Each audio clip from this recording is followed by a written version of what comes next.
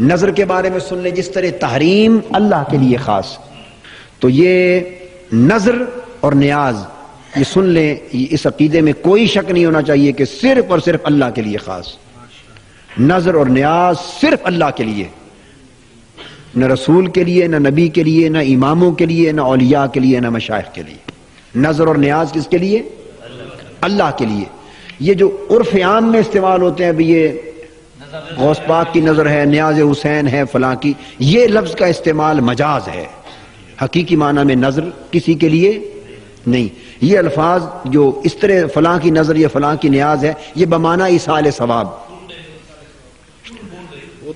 اب وہ تو دیکھیے نا، اب یہ مختلف نام رکھے ہوئے ہیں مختلف نظروں کے اور نیازوں کے، ان کے نام آپ اپنے علاقے کے رواج میں جو بھی رکھیں، مگر بنیادی تصور یہ عرض کر رہا ہوں کہ اعتقاد نظر اور نیاز کا کس کے لیے؟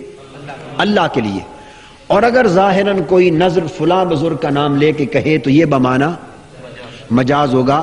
ایصال ثواب اولیاء اللہ کے لیے، انبیاء و اولیاء کے لیے، نظر اللہ کے لیے، چونکہ نظر صدقہ کے معنی میں ہوتی ہے۔ نیاز کے معنی کیا ہے؟ عبادت، نیاز مندی، جھکنا۔ نیاز کا معنی جھکنا، غایت تعظیم، غایت تذلل، جس طرح نیاز مندی ہے۔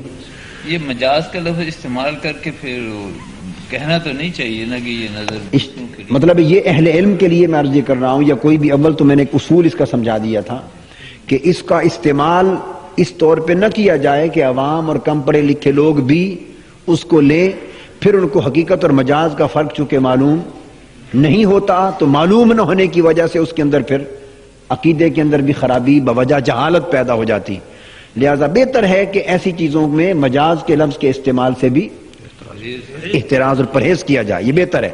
مگر بتانا چاہتا ہوں کہ بعض لوگ اگر اہل علم اس طرح نیاز کا لفظ استعمال کریں تو انہیں اگر لفظ استعمال کرنے پر، لفظ کے استعمال پر اگر اصرار ہو تو کم سے کم عقیدے میں وضاحت اور اصلاح ہونی چاہیے کہ یہ نظر حقیقتاً اللہ کے لیے، جیسے قربانی اللہ کے لیے ہے، عبادت اللہ کے لیے ہے، دعا اللہ کے لیے ہے، صدقہ اللہ کے لیے ہے، خیرات اللہ کے لیے ہے۔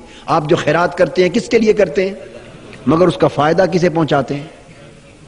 غریب آدمی کو، یتامہ کو۔ صدقہ کس کے لیے کرتے ہیں؟ مگر اس کا فائدہ کسے پہنچاتے ہیں؟ محتاجوں کو۔ بس یہ مسئلہ اس طرح حل ہو جائے گا۔ قربانی کس کے لیے کرتے ہیں؟ اللہ کے لیے۔ اس کا گوشت کس کو پہنچاتے ہیں؟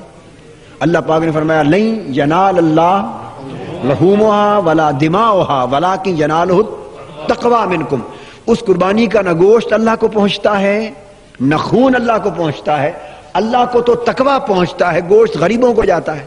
تو قربانی جو اس کے اندر تقوی ہے، قربانی یعنی نیت، تقوی، وہ عقیدے کی تحت، وہ عقیدے کی بنیاد بنی، وہ اللہ کے لیے، اور اس کا گوشت کا فائدہ۔ اسی طرح نظر اور نیاز جو ہیں اور جتنے، یہ خالصتاً اللہ کے لیے، اور ثواب ان کا اولیاء اللہ کے لیے اور انبیاء کے لیے۔ یہ 200 روپے کی چادر، 500 روپے کا چڑھاوا، داتا صاحب فلاں کے بلا فلاں فلاں، جی، یہ بھی تو ثواب تو اللہ کے لیے ہوتا ہے۔ اس میں پہلی بات یہ ہے کہ اس میں یہ مسئلہ نظر کا نہیں، یہ مزارات اولیاء پر چادر چڑھانے کا مسئلہ جدا مسئلہ ہے۔ ان دونوں میں ہمیشہ اب یہ بھی اگر وہ کوئی ایسی نظر کرے تو اس کے اندر بھی عقیدے کی اصلاح یوں ہونی چاہیے کہ وہ نظر اللہ کے لیے ہوگی۔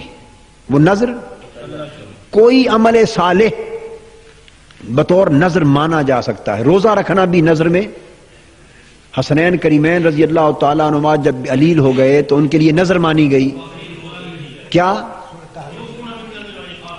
یوفون بالنذر، تو 3 روزے رکھے، تو نظر مانی روزے رکھنے کی، نظر مانی کھانا کھلانے کی۔ تو میں عرض یہ کر رہا ہوں کہ ہر نظر یاد رکھ لیں کہ ایک عمل صالح ہوتا ہے، ایک عمل، اس کا ایک تعلق مخلوق سے ہوتا ہے اور اس میں نیت اور عقیدے کا تعلق اللہ سے ہوتا ہے۔ اس کے 2 تعلق ہوتے ہیں۔ یا اللہ میرا یہ کام ہو جائے تو میں اس طرح نظر دادا صاحب کے، نہیں، یہی سمجھانا چاہوں، وہ نظر اللہ کے لیے ہوگی، وہ نظر اللہ کے لیے ہوگی۔ اب اولیاء اللہ اور حضور داتا صاحب یا اولیاء کرام کے مزارات مقدسہ پر چادر چڑھانا ایک نیک عمل ہے۔ کیا؟ کیوں؟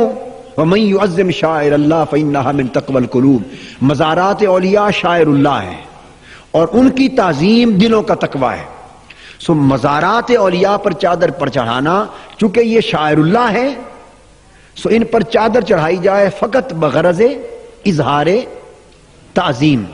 یہ جو غرض اظہار تعظیم ہے جو عمل کیا، یہ تو مزار سے متعلق ہو گیا، مگر یہ جو عمل ہے فی نفس ہی نیک عمل، اس میں رضا کی نیت، حصول ثواب کی نیت، قبولیت کی نیت سب اللہ کے لیے ہونی چاہیے. اب فرق دونوں میں سمجھ گیا نا؟ آپ نے نظر مانی 11ویں شریف دوں گا، حضور غوث پاک کی 11ویں دوں گا، تو اب نظر اللہ کے لیے اور 11ویں غوث پاک کی کیا تطبیق ہوئی؟ سمجھانا چاہتے 11ویں شریف ایک صدقہ اور خیرات ہے، ایک صدقہ اور خیرات ہے. مخلوق کھائے گی، غربا مساکین کھائیں گے، مہمان کھائیں گے، شرکاء کھائیں گے. تو اطعام مساکین بھی ہوا، اطعام ضیوف بھی ہوا، اور اطعام فی نفس ہی ایک نیک عمل ہے، اس کا ثواب ہے، اس کا ثواب ہے. تو جب آپ نے یہ ثواب والا عمل کیا تو نیت یہ ہوگی کہ مولا کریم یہ کھانا کھلانا، یہ کھانا پکانا، یہ تقسیم کرنا، یہ قرآن پڑھنا، یہ فقراء کو کھلانا، یہ حاضرین کو کھلانا، یہ صدقہ خیرات سب کچھ خالصتاً اللہ کے لیے، خالصتاً. اور اس عمل پہ جو ثواب ملے گا وہ میں پیش کرتا ہوں حضور غوث پاک کے لیے، حضور داتا صاحب کے لیے، حضور بابا صاحب کے لیے. ثواب ان کو عطا فرما اس نیت پر. مگر محض دار و مدار کہہ کے بات کو گول نہیں کرنا، یہ مسئلہ توحید ہے، اس پر کلیئرٹی ہونی چاہیے.